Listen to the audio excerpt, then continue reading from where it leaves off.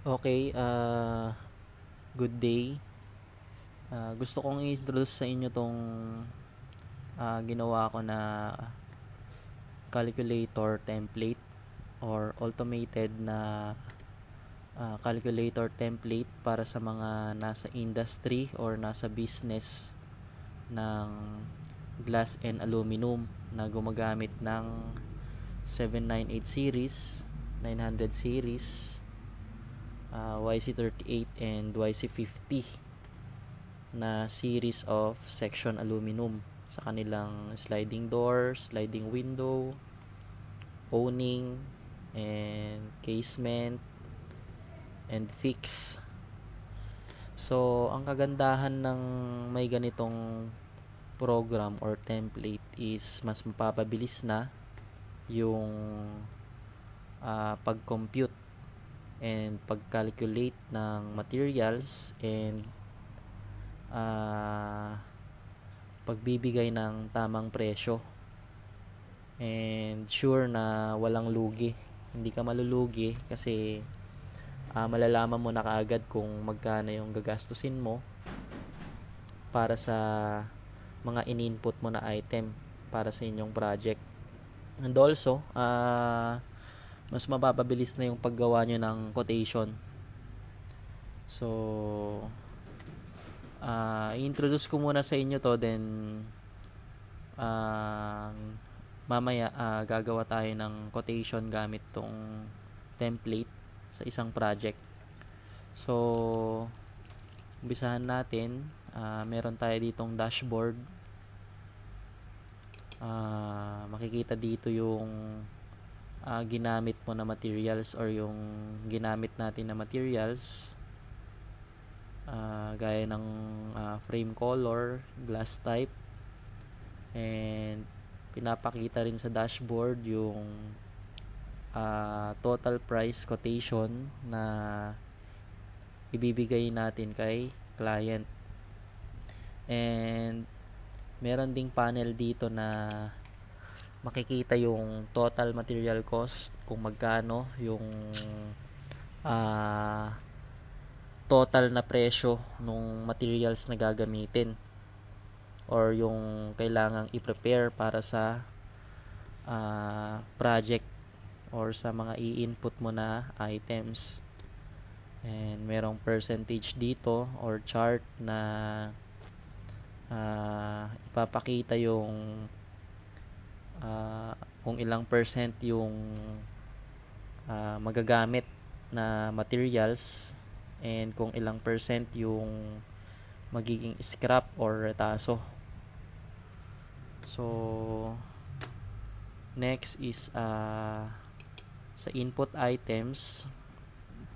Dito ka ngayon mamimili ng kung anong klase nung aluminum ang gagamitin, gaya ng 798 series, 900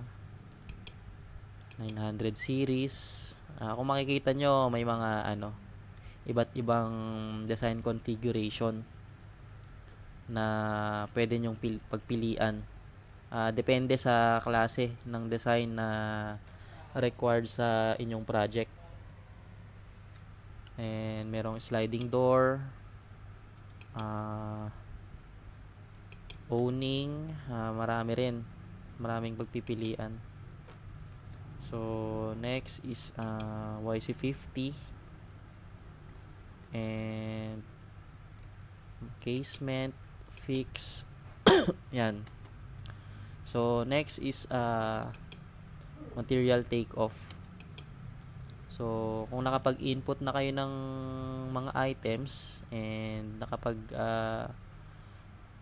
nailagay nyo na lahat kung anong sukat or klase ng mga accessories na gagamitin, dito niya ngayon ibibigay or ilalabas kung ilan yung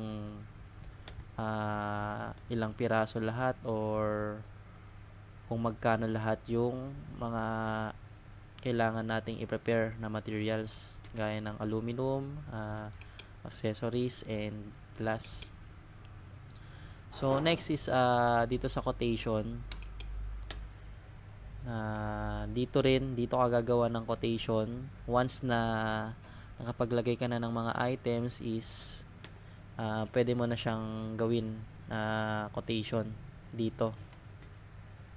And next is drawing section for reference kung ano yung itsura ng aluminum and accessories. So next is material price list. Dito dito mo makikita kung magkano yung presyo nung aluminum. Gaya ng 798 series. Kung makikita nyo, wala pang nakalagay dito. So subukan nating maglagay. So, once na nakapag-input na kayo, kunwari, ang requirement is analog. Ayan. So, balik tayo sa may material price list. Ayan. Ibinigay na niya or inilabas na niya yung presyo nung materials na gagamitin. So, next is yung sa glass. So, makikita nyo wala ring binibigay since hindi pa tayo nakapili. So, balik tayo sa input items. Mamili tayo dito ng ordinary clear. Ayan. So, balik tayo dito sa glass. Ayan, binigay na niya kung magkano yung square foot nung pinili natin na glass. So, kung gusto nyong i-update yung presyo, click lang natin dito. And pwede nyong palitan lahat to. Depende sa supplier nyo or kung magkano nyo kinukuha yung salamin. And ganon din, parehas lang sa mga aluminum, pwede nyong i-update lahat ng price list. So napaka-importante na updated lagi yung price list kasi yung ilalabas na presyo nung item mo is nakabase sa price list. So, mag-example tayo. Mag-input tayo ng typical lang na window. Gaya nitong 2 tracks na sliding window. So, input natin. So, ang kagandahan na rin pala nito once na nakapag-input ka na, ibibigay na rin niya yung mga putol or cut sizes ng aluminum na gagamitin. And yung accessories kung ilan, and yung cut size ng glass. O mag-example tayo ng isa. So lagay natin dito window 1, then panel configuration kung slide or fixed slide. So typical lang, slide. Then yung klase ng lock na gagamitin mo, kung yung ordinary ba na center lock or flash lock. So piliin lang natin tong ordinary na center lock. Ayan. And then roller type, ordinary. Piliin muna natin ordinary. Screen, kung kung may screen ba or walang screen. So piliin natin may screen. And location ng window, so let's say bedroom. And then yung sukat, typical lang, so 1,200 by 1,200. And then 1 piece. So kung makikita mo, binigay na niya yung presyo nung mga gagamitin mong materials para sa item na to. So kung titignan natin sa may cutting list, ayan na rin yung mga putol ng mga materials. And sa accessories, ayan, since ordinary na center lock, so nilabas niya is isang piraso.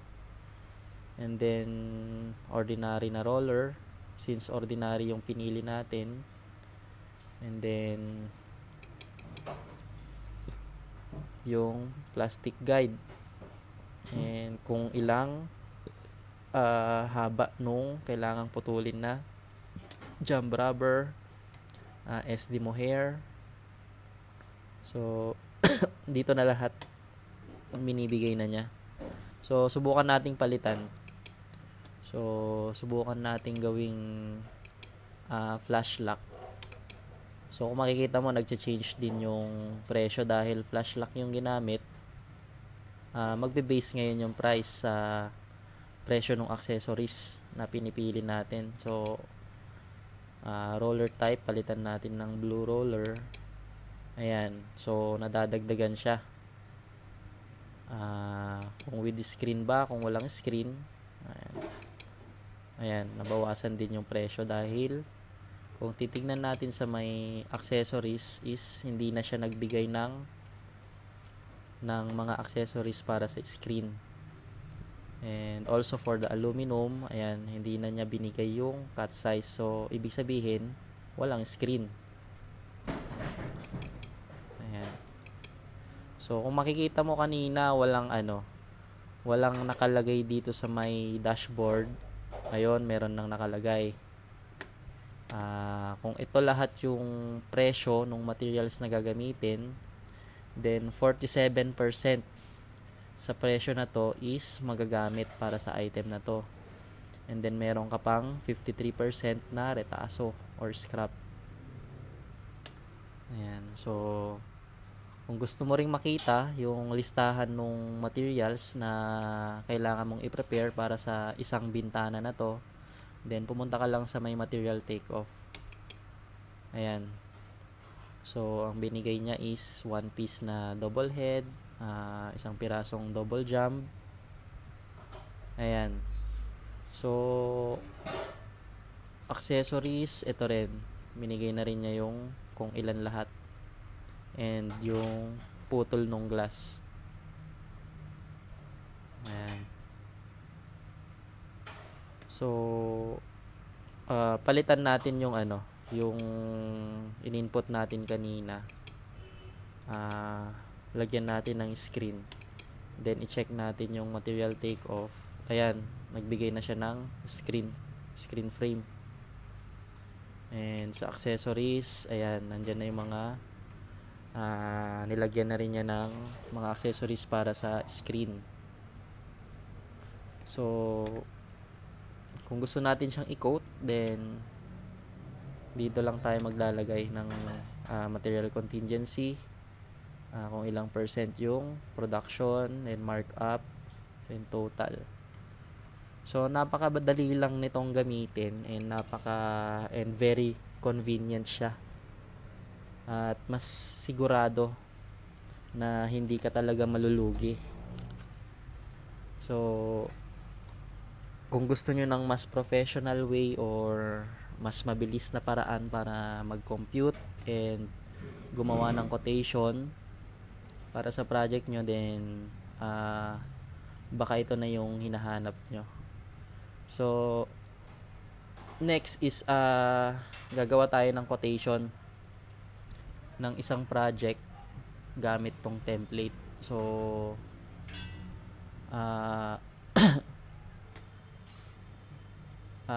click nyo lang or panoorin nyo yung next na video na gagawin ko.